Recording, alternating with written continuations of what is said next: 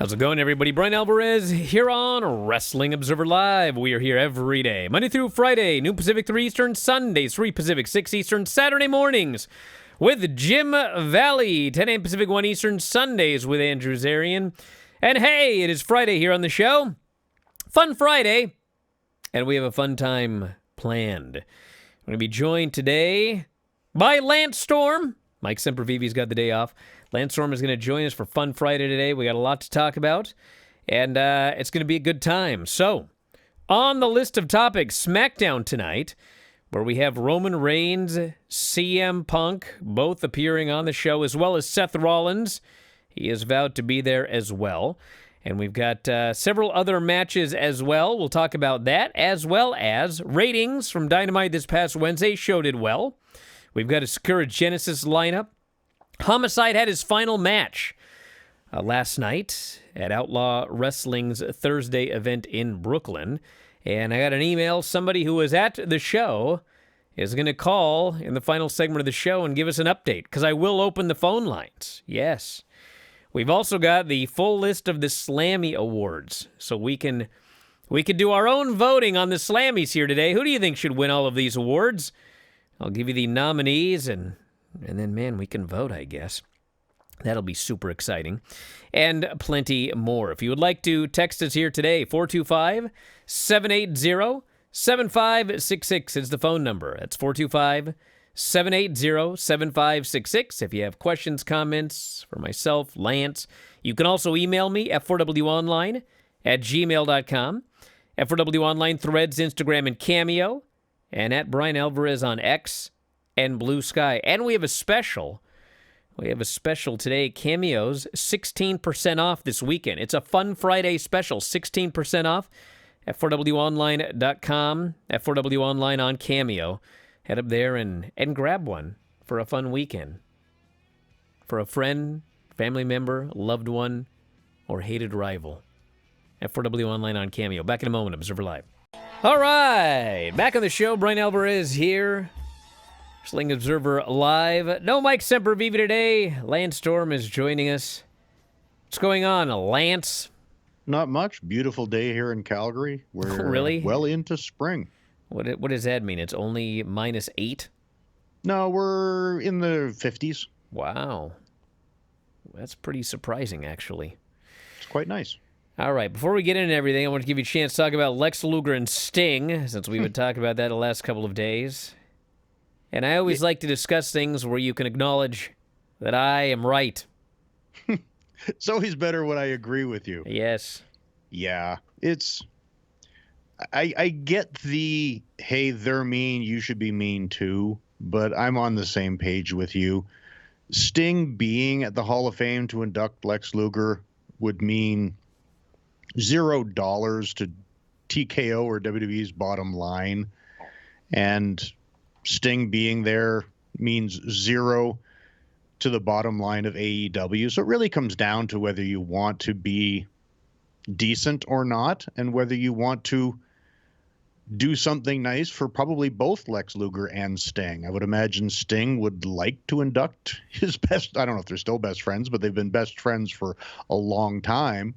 So it's a chance to allow a meaningful moment in two men's lives that probably isn't going to affect business in any way, shape, or form. I suppose you could draw up some kind of agreement if you wanted to make sure there was no disparaging remarks made, but I can't imagine there would be anyway. Maybe have Sting slide on an AEW coat pin or something. AEW coat pin. Well, we'll see what happens. He's not wearing a T-shirt. I would imagine he'll be in a tux. He could wear a T-shirt under that tux. He could wear that T-shirt that looks like a tux and have an AEW logo on it. There's a lot of options here. Homicide competed in his retirement match Thursday. He won his final bout. Teamed with Bull James against Mike Santana and Afa at the Outlaw Wrestling event in Brooklyn. He was victorious, it says here, in his final career bout taking place on his 48th birthday. They were both, Santana and Homicide, part of the revived LAX faction in Homicide's last TNA run. I believe he said he had a cyst that was affecting his vision and speech, and so he had to retire. and hopefully he can get all of that taken care of. We actually had somebody that was at the show yesterday, and in the final segment here, I'm going to open up the phone lines, and we will we'll get them on. I actually think I could do a special line just for them to make sure they get through, so I'll see if I can figure that out by the end. But we'll get an update on Homicide's final match before the show ends here today. And how much did you work with him in TNA? Not at all. Not at all, huh? I think the only time that I recall specifically that we crossed paths, I believe he was actually in the main event of the Ring of Honor show when I challenged Danielson for the Ring of Honor world title. I believe they had a weapons, non-sanctioned type chaos match. I'm pretty sure it was Homicide there. So I think that's the only time we've crossed paths. But obviously wish him well and hope he gets the medical treatment he needs to alleviate the vision and speech issues. You know, I was doing an interview in around 2005, I think, with Low Key, if you can imagine that. And at the time, I had no idea who Homicide was. And I interviewed Low Key, and we were talking about wrestling, and I asked him who his trainer was. And I was expecting, one of the famous trainers around that period of time. And he goes, Homicide. I went, what? Who? Homicide? I had no idea who this guy was. And then, shortly thereafter, I started to see Homicide matches. And my God, this guy was a great worker. He was great. And some of you may not remember this, but for reasons I cannot explain, for a long time, it was like a secret how old Homicide was. Like everybody else, you kind of knew how old they were or whatever, but Homicide kept it top secret. I don't know if because he thought he was like too old to get booked or something like that. Turns out he's I guess just a year younger than I am. And he got booked just fine. So I don't know what it was and when that all changed, but I just remember for a long time it was like, how old is Homicide? No one knows. It's like a mystery. So that was that. But we'll find out more about his final match later here on the show. Well, it's time. The Slammy Awards will be part of the WrestleMania 41 festivities. It's being hosted by Big E and Kathy Kelly, broadcast live on WWE's social media channels on Sunday, April 20th. 12 awards categories this year. Fan voting now open to determine the winners. And here are the categories and nominees. I'm going to ask Lance his thoughts. I'll give my thoughts. And then we'll ask the chat as well. Sandman here, by the way, says, prayers for Homicide. My girlfriend is going through the same thing. She has a cyst on the frontal lobe of her brain. Grew so large it was causing her to lose her sight. It's unoperable, but we were able to give her radiation treatment. It's sunk enough that she's been able to get her eyesight back to functionality. Can be with me this year in Vegas for the F4W convention. Well, best wishes to her. Hopefully we get a chance to meet up at the convention. But it's a tough thing. Tough thing. All right, here's the categories. Female Superstar of the Year. We have Liv Morgan, Rhea Ripley, Bayley, Nia Jax, Tiffany, Chelsea, and Io Sky. And I can see that, in a lot of ways, it's going to be a popularity contest. I already know what everybody on the chat's going to say. But I think that the female Superstar of the Year, I would say probably was Rhea Ripley. What are your thoughts, Lance? I guess you don't watch it enough to really make an educated decision, but from what you've heard, I follow and would agree with you, but I'm going to be biased and cast my vote for the SWA grad in Chelsea Green. But yeah, I think Rhea's the biggest WWE female superstar. I thought for sure everyone in the chat was going to say Io Sky. Lasting here does claim Tiffany Stratton. Not even close. Not even close. Tiffany's, she won the title and everything, but, the big problem with Tiffany is and it's not her fault. It's just the way the business is now. She got called up to the main roster, and she really wasn't ready for the main roster. And the idea used to be, you get called up, like, Brock got called up early, but then he was on the road with all these great workers, and he got up to speed real fast, and they really don't do many house shows anymore. So, like, if you watch her matches, she's working exactly the same as she worked in NXT, which is talented, athletic, but still a long way to go to be like a polished, solid worker. So, nor did she carry any brand at any point. And on the women's side, Rhea did carry the Raw brand in a lot of ways for quite a while. Yeah, and I think Rhea, too, much like Becky Lynch, is really in that real small group of women that got to the level where they were bigger stars than many of the men and were like legit top couple superstars in the company where you could remove gender completely from the conversation. All right, when we come back, we're going to get into Male Superstar of the Year. And we have 8 options here. So we'll get into that, plus most memorable entrance, oh my God, moment of the year, faction of the year, tag team of the year, rivalry of the year, NXT Superstar of the year, match of the year. God, there's a lot of them here. I thought you said there was 8. I thought. No, there's 8. There's 8 options in the male category.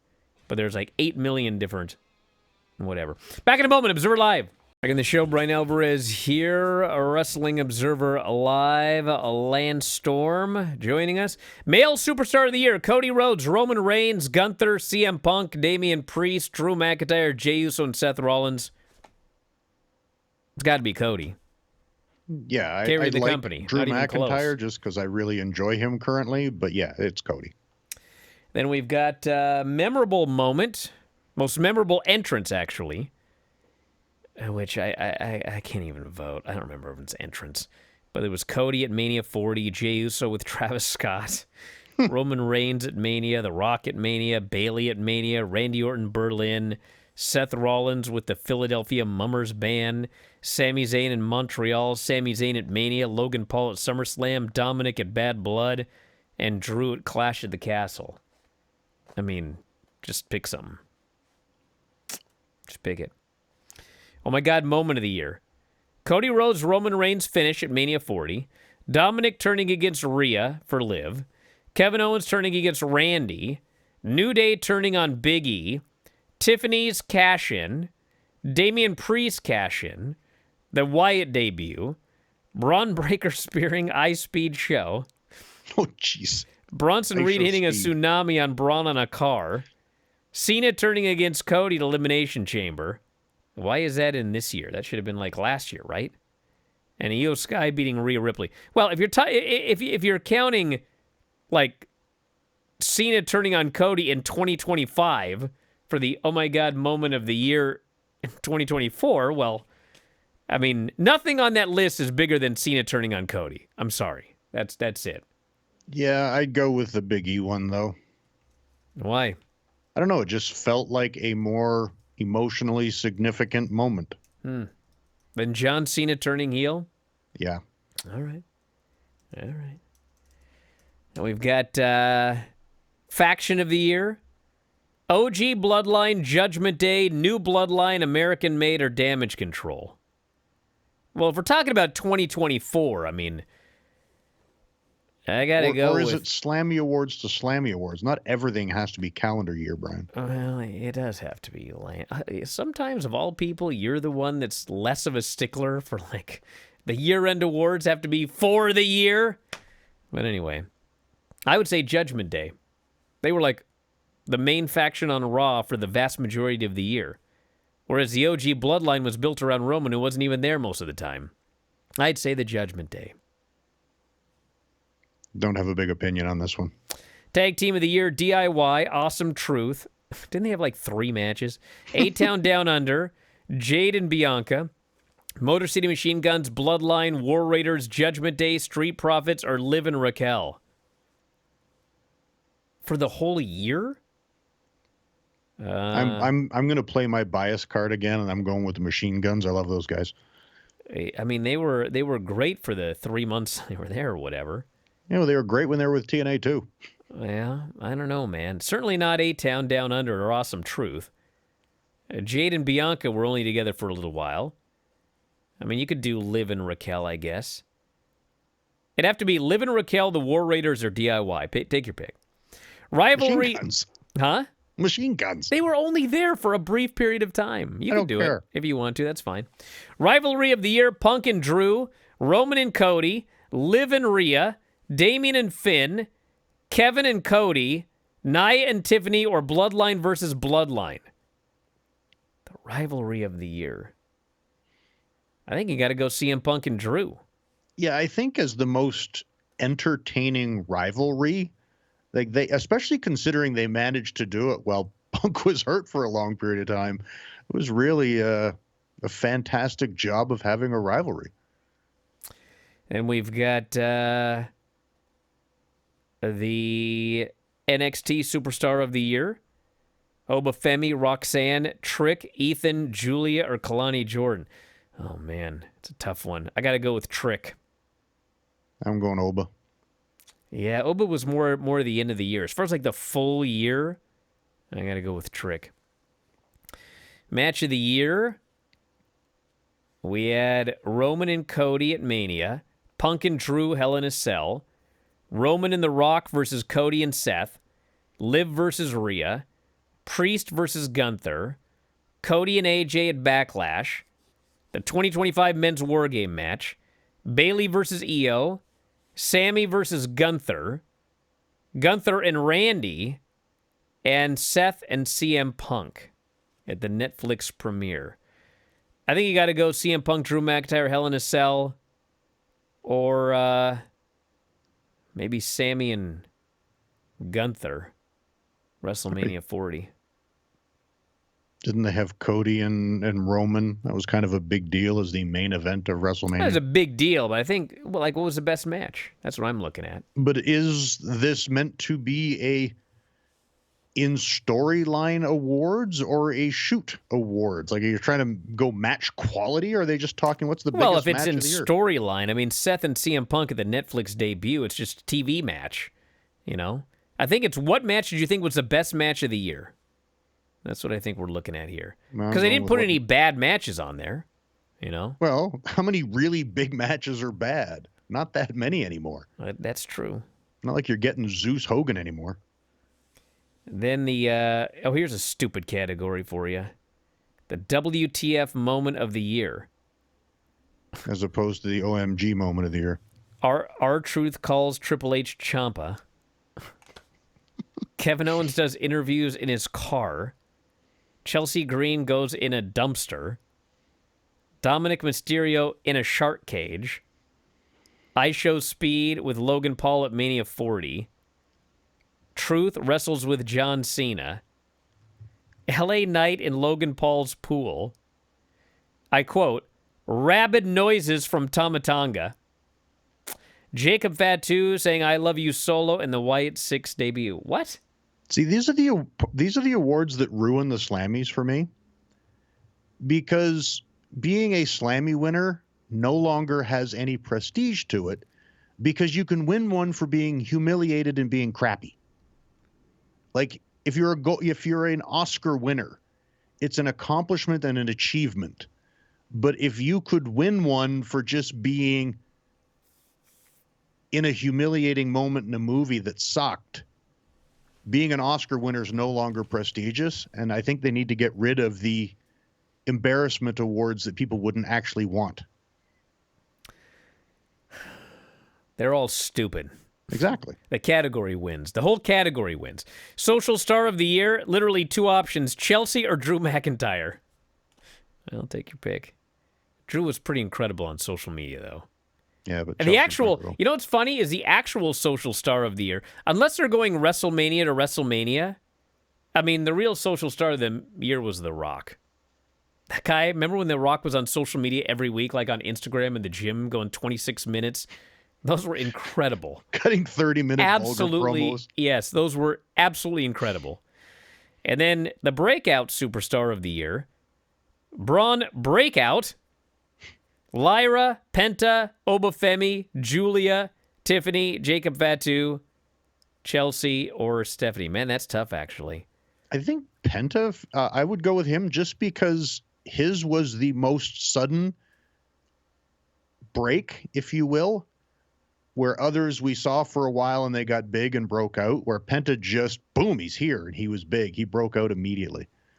I would say it's got to either be Penta, Obafemi, or Fatu. So those would be my picks. All right, Wednesday's Dynamite. 658,000 viewers, up 5% from the week prior. Highest total audience since January 15th. Second highest since November 13th. 18 to 49 at a .19, up 20%.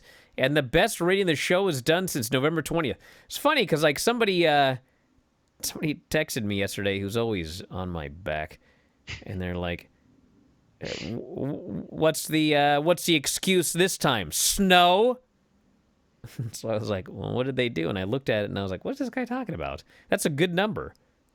And it's going head-to-head with NCAA March Madness play-in games, including one that topped the charts with a .74 in 18 to 49 and 2.4 million viewers. So that's a very good number. Very good number there. And it was a good show. I thought it was a much better show than usual, in fact. And a world title match should mean something, and it did. So great. Yeah, it did. I got the Brandon Thurston's got the quarters here. So the show opened well, 765. They did lose 100,000 viewers in that four-way. So basically that's your usual lead-in. But after the lead-in drop, the show did significantly better than usual for the next hour and 15 minutes. Including, obviously, the Moxley-Copeland match, did 704,000 viewers, which outside of the lead-in is the biggest quarter they've done in a long time. And after the match ended, the AR Fox Will Ospreay match dropped about 100,000 viewers, and it stayed there till the end of the show, although, stop me when I sound like a broken record. The overrun died. They lost 60,000 viewers, and they fell in both viewership and 18 to 49. It's like I say it every week. The overrun hurts almost every single time, yet they are determined to do it for reasons that I cannot explain. So anyway, we're going to open up the phone lines after the break. Back in a moment, Observer Live. Back in the show, Bryan Alvarez here, Wrestling Observer Live. Lance Storm joining us here today. The phone lines are open if you want to give us a call here today. We do have lines open. The phone number is 618-762-3275. That is 618-762-DARK. 618-762-3275. You can also use callinstudio.com/show/WOL. That is the world-famous international web browser line. callinstudio.com/show/WOL. And I have given a special phone number to the fella, Michael, I believe, who was at the Homicide show. So hopefully he can get through. But let's go to the phone, see what's on everyone's mind. You are on the air. Who is this? And where are you calling from? Hi, Brian and Lance. This is Michael from Rochester. Thank you for taking my call. And Lance, it was an honor to be talking to you for the first time. I actually saw you wrestle Axel Rotten at a show in Rochester, New York in 1998. Wow. And I got to admit, you were a pretty great wrestler because you actually had a good match out of him. So I got to give you tons of credit. Axel was actually a far better wrestler than people give him credit for. He got lumped into the hardcore stuff, but Axel was a lot of fun. Okay, cool. I wasn't the biggest fan, but I'm glad you liked the match because it was very, very good. But the reason why I was calling was I wanted your opinion because you've been watching WWE programming, and to me, I believe that Bianca Belair is turning heel.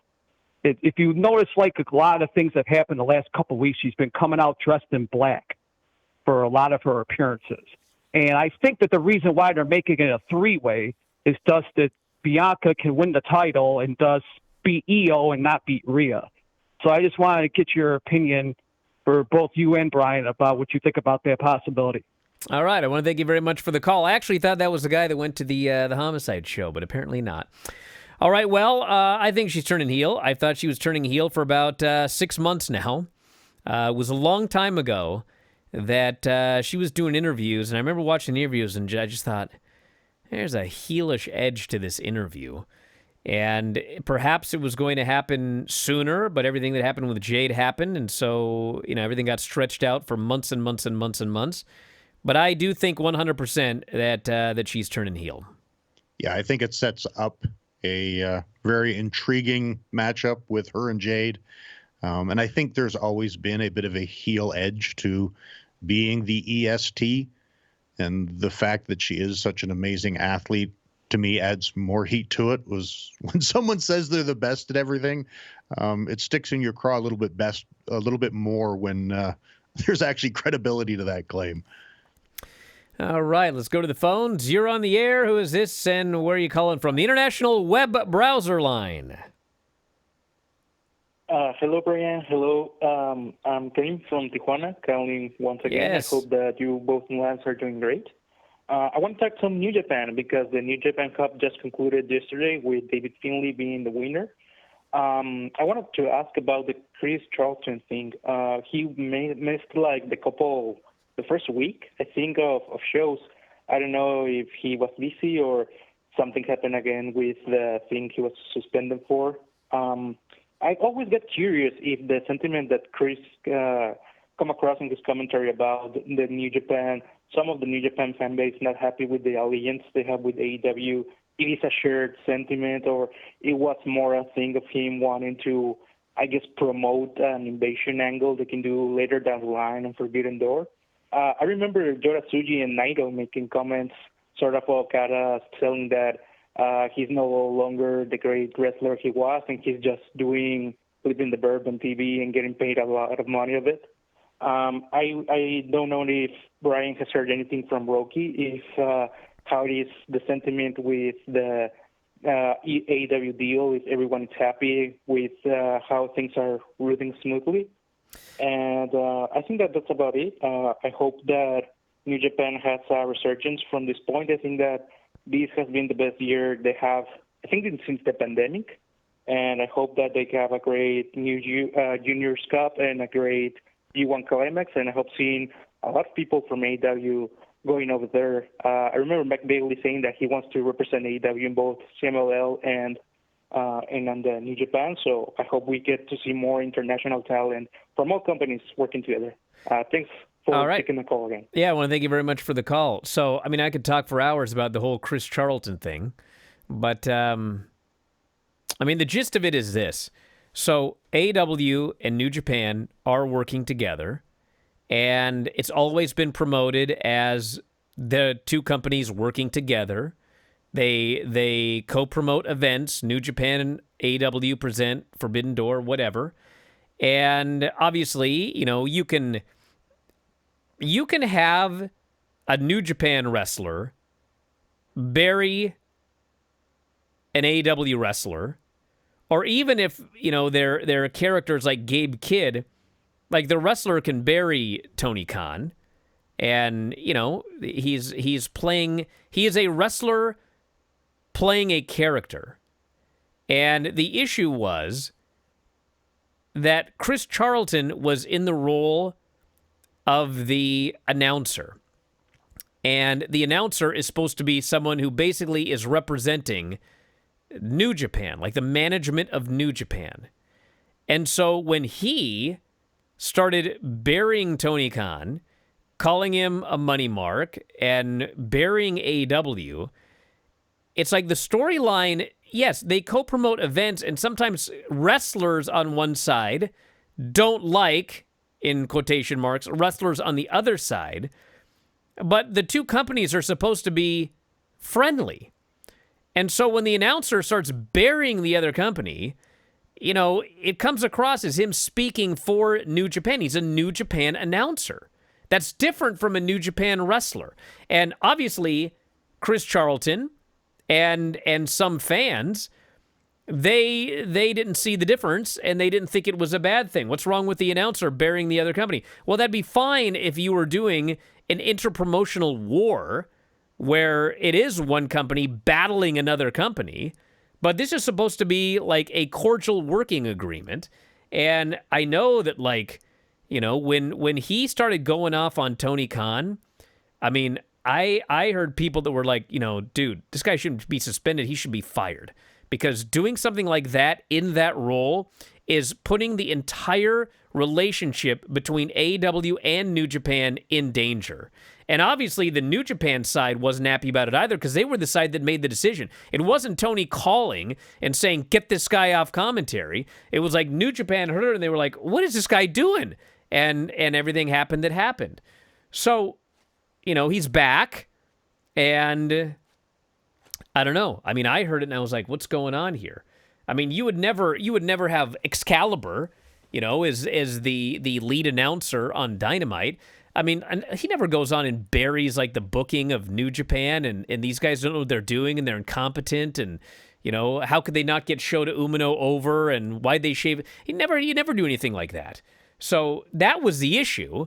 People are like, well, Gabe Kidd said this. Yeah, Gabe Kidd is a heel wrestler who's going to be fighting babyface wrestlers in AEW. It's okay for him to take a shot at the storyline as well as real life booker of AEW, but it's very different when you are the voice of the company and the announcer. You're supposed to have credibility as an announcer. The fans listen to you, and they have to believe what you say, and you sell them on stuff.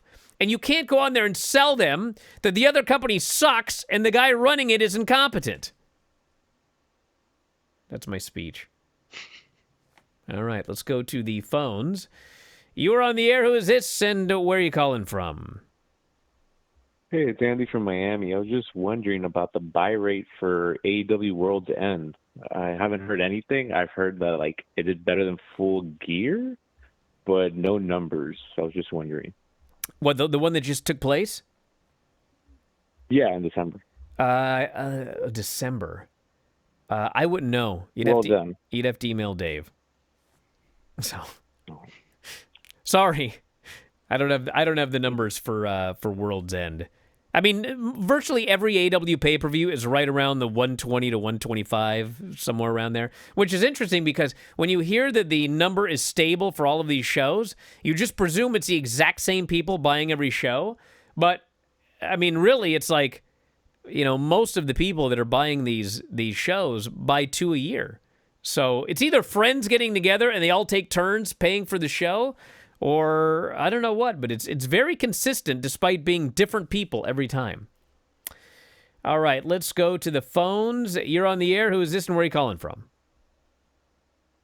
Hey, Bryan and Lance. This is Kevin from San Jose, and I'm going to ask you guys a question on if WWE needs to look into cutting down their roster after WrestleMania, because I know that they'll need to make some room for potential call-ups like Trick Williams, Fallon Henley, but they also have outside talent coming in. We know of Jeff Cobb, Aleister Black. I'm sure there are some other folks looking to get in with the company.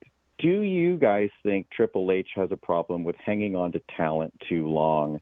Like, does he build these relationships from NXT into WWE, and he almost has a reluctance to cutting anyone because of his connections with them? So thanks for taking my call, guys. Well, I think AEW and WWE have way too many people under contract. And at least with WWE, it's like, you got Raw, SmackDown, NXT, and they have evolved now. And theoretically, you could move some people from NXT to Evolve to help them learn, because they're at least a little bit more advanced. And then have some NXT people go up, have some WWE people go down. I mean, you have 4 rosters, theoretically, that you could switch people around here and there. Obviously, it's a problem because you get paid significantly more on the main roster, and they don't want to pay someone who's making main roster money a ton of money to go to Evolve. But, I mean, there's definitely, you can only do so much. We see the same problem with AEW, and they don't even have a brand split. You know, they kind of sort of put certain people on Collision, and some people are sort of only on. But in general, it's just like when you have one roster and that many people, you got a real problem. At least in WWE, they got 3 rosters that have television, like national cable television or Netflix, and you can kind of switch people around there. But, I mean, I would say within the next year, you're going to see more people departing both companies. All right, I think this is our Homicide caller. Kind of sounded weird. But you're on the air. What's up? Hi, this is Michael from New York. I'm calling to talk about the Homicide show last night. Finally. Tell me about this show. So I'll run through the body of the show real quick to get to the main event. We'll get to the main event because we only got about a minute and a half here. All right. So it's Homicide and the former Bull Dempsey against the former Manu and Mike Santana. And all up and down the show, everyone took it nice and easy so that the main event, the guys had a chance to shine. And they also took it nice and easy and had a nice house show style match. And afterwards, Raging Bull Manny Fernandez was out there giving him a plaque. He's already in the Independent Wrestling Hall of Fame. They now created the Outlaw Wrestling Hall of Fame just to put him in it. And he held up his kid, and everyone gave him some nice speeches. Mike Santana talked about how when his father died, Homicide came and stayed with him through the night.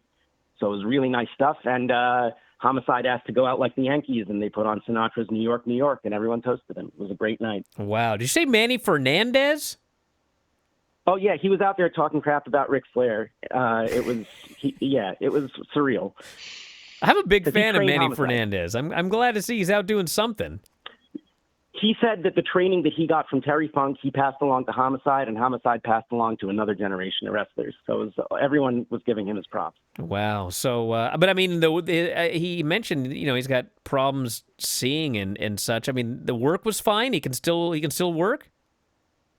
Yeah, I mean, he was wrestling Mike Santana, who kind of turned on Alpha Jr. during the match, and Alpha Jr. is a big guy. They didn't do the cop killer or anything, but he was doing cutters and everything. He could clearly tell where he was in the ring. It wasn't that big a ring. It was like a 16-footer.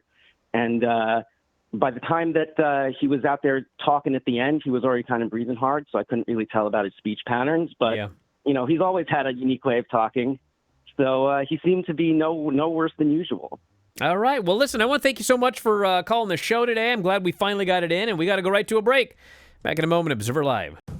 Somebody else mentioned that they got Raw, SmackDown, NXT, conceivably Evolve, and now also they have TNA. Mm-hmm. So I had you muted this entire time, I just realized. So if you were saying anything, I wasn't ignoring you. I just realized your channel was off. But anyway, so yeah, they've been sending some people to TNA and some TNA people going. So they got a lot of options. They don't necessarily need to get rid of a bunch of people, but I still think it's likely coming. Let's do some plugs for TNA, Lance. Yeah, TNA Wrestling's Impact Thursday night, Access TV in the U.S., Fight Network in Canada, and our Unbreakable app special, I believe it is in Vegas WrestleMania weekend. I think it's on Thursday. Yeah, I'm gonna be there, Lance. You better put together some good matches, brother. I'll make sure the card is good, and hope we can grab a bite to eat afterwards. Oh yeah, it's on you. I'll see you there, Vinny and I both. I'll make sure you get good matches. You can buy me dinner. And we'll talk. All right, anyway, Vince got some money. Hey, we're out of time, everybody. Fun Friday. Thanks for calling, everyone. And we are out of time. So we'll talk to you next time, Wrestling Observer Live.